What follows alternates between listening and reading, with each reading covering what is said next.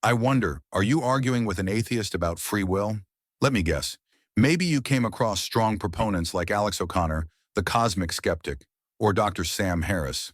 Alex, who I typically follow more, would argue on behalf of Dr. Harris that for free will to exist, one would need to be aware of everything influencing their decisions. Additionally, they point to two key reasons why.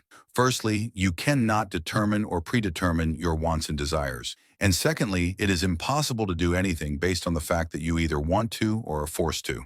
Now, on their behalf, I too, as a theist and proponent of free will, would have to agree that their logic is valid, but I would disagree that their logic isn't sound in reality. Now, here are my counter-arguments. Firstly, do we need to have total control of our wants and desires for us human beings to have free will to some degree? Secondly, if it is impossible to do anything unless we want to or we are being forced to, should it also be impossible to have restraint or resistance? See, unless I'm missing something important, the worldview that is being presented envelops hard determinism, where causality determines every single action based on external factors ultimately, because even our internal influences are predetermined by previous external factors that were set before our birth. This would mean things like, I'm sure you may have heard before, that free will is an illusion, and we are nothing more than biological robots programmed by nature or nurture. Now, this is a strong case against God and morality that theists of every kind in the long run struggle to face because it depicts God as unjust for punishing anyone or allowing moral evil to exist in the world. But this is only the case if proponents like myself, theists or not, argue on behalf of absolute free will. If you instead add a value system to the notion of free will or give a degree of some sort to give free will a sense of measurement, then logically speaking, you can destroy anyone's argument against free will.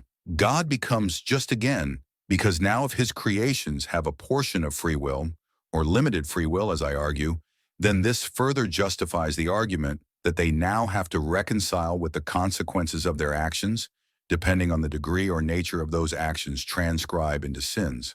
And of course, moral evil will also be justified familiarly. The only issue regarding these arguments against moral evil and the justice of God tends to focus on the question of whether the punishment fits the crime. But this is a topic for another video. Going back to Alex's arguments regarding that human beings have no control over our influences, either external or internal, determine or predetermine, you can simply ask him if any influence should remain consistent and never fade over time. For example, if choosing vanilla ice cream is what you were inherently born to desire without knowing why, will that always be the case? If you are born with inherited wants and desires or a set of inherent influences, should these desires remain equally desirable, regardless if one person gains new knowledge of different variables, or in this case, new flavors? If vanilla is your inherent program setting, then shouldn't it always override any other variable when being compared to?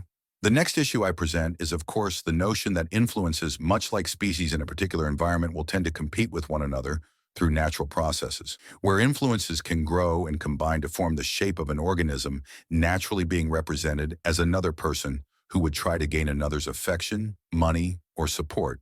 By personifying external factors in this manner, one can see the potential of how influences can be viewed as competing influences, as opposed to simply labeling external factors as mere inanimate objects within a chain of events and causality. This is important because it begs the question one faces during opposing external factors in a highly deterministic worldview. If the setting of our universe is this extreme, where every factor has the power to influence agency, shouldn't there be no escape when an unstoppable force meets an immovable object from two opposing factors, regardless if they competing as inherently or as a collective when it comes to their potential at odds? For example, Alex, what do you do next when you have to choose between vanilla and vanilla? You would have to find something flawed in one or the other to justify your deterministic choice. Because if they are identical in every way, you have no justification other than you solely choose from agency of free will limited, or not regardless if you want to or are being forced to.